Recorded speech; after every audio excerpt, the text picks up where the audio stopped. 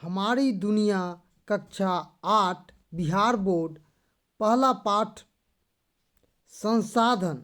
प्रश्न और उत्तर करेंगे। तो पहला प्रश्न है, सही विकल्प चुनें। इनमें से कौन एक प्राकृतिक संसाधन है? तो भूमि एक प्राकृतिक संसाधन है। दूसरा प्रश्न है, इनमें कौन प्राकृतिक संसाधन नहीं है?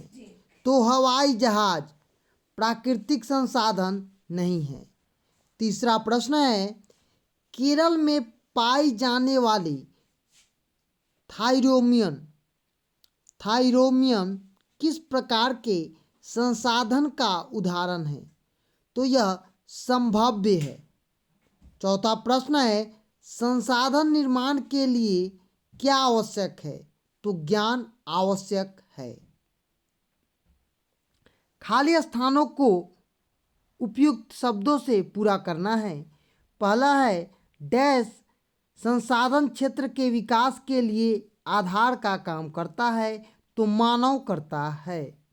दूसरा है, राजस्थान में पाई जाने वाले तांबा वास्तविक संसाधन का उदाहरण है। किसका उदाहरण है? तो वास्तविक संसाधन का। तीसरा प्रश्न है, दिमागी व शारीरिक क्षमता मानव को संसाधन बनाने के लिए आवश्यक है। अब हम प्रश्न और उत्तर करेंगे। संसाधन की परिभाषा। दूसरा प्रश्न है, संसाधन के वर्गीकरण के प्रमुख आधार कौन कौन से हैं? तीसरा प्रश्न है, प्राकृतिक संसाधनों का संरक्षण क्यों जरूरी है? और चौथा प्रश्न है, नवीकरणीय संसाधन किसे कहा गया है? उदाहरण के साथ लिखे। पांचवा प्रश्न है, प्राकृतिक संसाधनों के वितरण में असमानता के प्रमुख कारण। तो पहला प्रश्न का उत्तर लिखेंगे, मानवीय आवश्यकताओं को पूरा करने वाले सभी जीव जंतु संसाधन कहलाती हैं। मतलब मानवीय आवश्यकता मतलब मानव की जो भी आवश्यकता है उसकी जो पूर्ति करता है उसको हम क्या बोलते हैं? संसाधन बोलते हैं। क्या बोलते हैं? संसाधन बोलते हैं। दूसरा है संसाधन का वर्गीकरण। यहाँ पर आप चित्र के माध्यम से भी इसको देख रहे हैं और समझने की कोशिश भी कीजिए। तो संसाधन का जो वर्गीकरण है, यहाँ पर संसाधन पहला है प्राकृतिक संसाधन, मानव संसाधन और मानवकृत संसाधन। भूमि, मिट्टी, जल, यहाँ पर इसके बहुत सारे प्रकार हैं।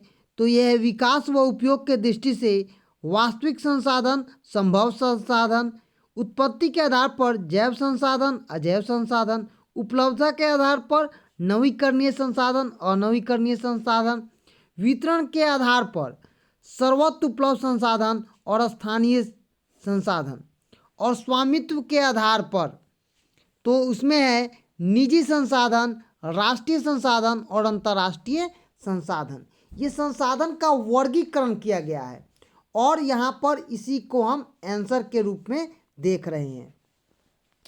आगे है तीसरा प्रश्न, प्राकृतिक संसाधन का संरक्षण क्यों जरूरी है?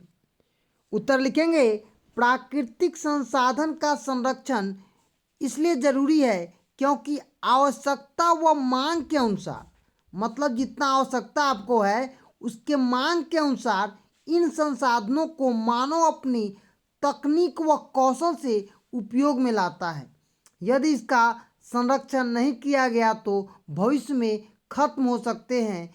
और आज हम पेट्रोल, ये सब क्या है? प्राकृतिक संसाधन है। गैस प्राकृतिक संसाधन है। ऊर्जा जो आप बल्ब जलाते हैं, ये सब क्या? प्राकृतिक संसाधन है। यह खत्म हो जाएगा। चौथा प्रश्न है, नवीकरणीय संसाधन किसे कहा गया है? उदाहरण के साथ लिखना है। तो समझेंगे, नवीकरणीय संसाधन वैसे प्राकृतिक संसाधन को कहा जाता है जिसकी पुनः पूर्ति प्राकृतिक रूप से होती रहती है। जैसे सौर ऊर्जा, पवन ऊर्जा, ये सब क्या है? नवीकरणीय संसाधन के उदाहरण हैं जो हम आप देख रहे हैं। आगे प्रश्न है 5वां, प्राकृतिक संसाधनों के वितरण में असमानता के कारण को लिखे। उत्तर लिखेंगे जल व वन जैसे संसाधन जिसके भंडारण या पुनः पूर्ति में मानवीय हस्तक्षेप के कारण रुकावटें आती हैं। यदि इन संसाधनों के प्रति मानव का हस्तक्षेप कम हो जाए तो वह स्वयं पुनः पूर्ति में लग जाएगा। जैसा कि आप जानते हैं जल क्या है? जल को हम ज़्यादा से ज़्यादा उपयोग करते हैं, और वन तो ये अगर छोड़ दिया जाएगा तो पुनः क्या हो जाएगा? प्राप्त किया जा सकता है। आगे प्रश्न है प्राकृतिक संसाधन का जो वर्गीकरण है यहाँ पर दिया गया है, जो आपको हम पहले भी समझा चुके हैं। दूसरा प्रश्न है प्राकृतिक संसाधन का वर्गीकरण उपयुक्त उदाहरण के द्वारा प्रस्तुत करना है, मतलब उदाहरण के द्वारा प्रस्तुत करना है। तो उत्तर लिखेंगे विकास व उपयोग की दृष्टि से प्राकृतिक संसाधन दो भागों में है। तो कौन कौन से हैं? तो वास्तविक और संभाव्य। तो वास्तविक में कौन होगा? पश्चिमी एशिया का पेट्रोलियम, ऑस्ट्रेलिया का सोना, झारखंड का अभ्रक और मध्य प्रदेश का मैग्नीशियम व राजस्थान का तांबा, ये क्या है? वास्तविक संसाधन है। आगे समझते हैं संभाव्य संसाधन। केरल में मिलने वाला थोरियम, लद्दाख में पाए जाने वाला यूरेनियम, ये सब क्या है? संभाव्य है। उत्पत्ति के आधार पर प्राकृतिक संसाधन को दो भागों में बांटा गया है। कौन कौन है? तो जैव संसाधन, पेड़ पौधे, वन्य जीव जंतु। अजैव में खनिज, चट्टान, मिट्टी, भूमि, खेत, तालाब आदि, झील। अब देखिए उपलब्धता के आधार पर प्राकृतिक संसाधनों को कितने भागों में बांटा गया है? दो भागों में। एक है नवीकरणीय संसाधन और दूसरा है अनवीकरणीय संसाधन। तो सूर्य की किरणें व पवन, ये क्या है? नवीकरणीय संसाधन के उदाहरण हैं। अनवीकरणीय संसाधन के उदाहरण लोहा, कोयला, पेट्रोलियम, अभ्रक। अब देखिए वितरण के आधार पर प्राकृतिक संसाधनों को कितने भागों में बांटा गया है? तो 4 भागों में। पहला कौन है? सर्वत्र उपलब्ध संसाधन जैसे मिट्टी, पवन। दूसरा है स्थानीय संसाधन, कोडरमा में पाए जाने वाले अभ्रक, जादूगोड़ा में मिलने वाले यूरेनियम, छोटा नागपुर क्षेत्र में पाए जाने वाला कोयला। अब है स्वामित्व के आधार पर प्राकृतिक संसाधनों को कितने भागों में बांटा गया है? 3 भागों में। तो पहला है निजी संसाधन, तो भूमि, तालाब इसका उदाहरण है। दूसरा है राष्ट्रीय संसाधन, समुद्र तट से 19.2 किलोमीटर क्षेत्र में अंदर पाए जाने वाले संसाधन को हम राष्ट्रीय संसाधन के रूप से जानते हैं।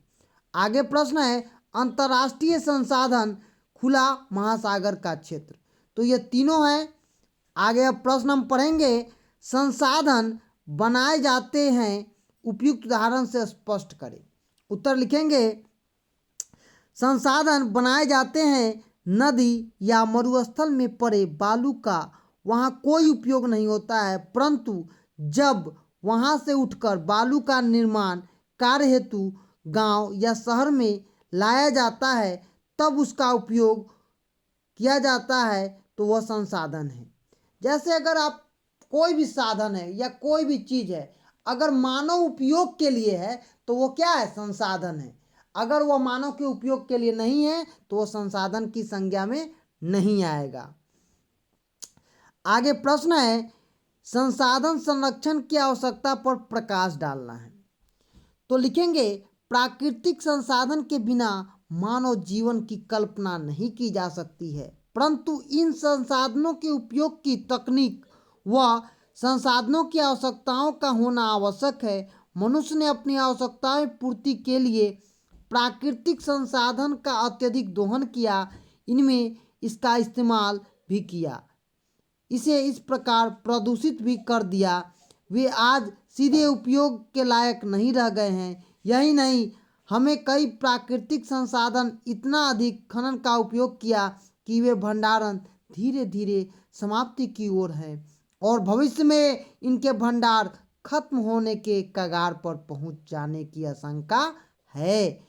मानव के लिए इसका होना भविष्य में उतना ही जरूरी है जितना आज मानव जीवन के सतत चलते रहना।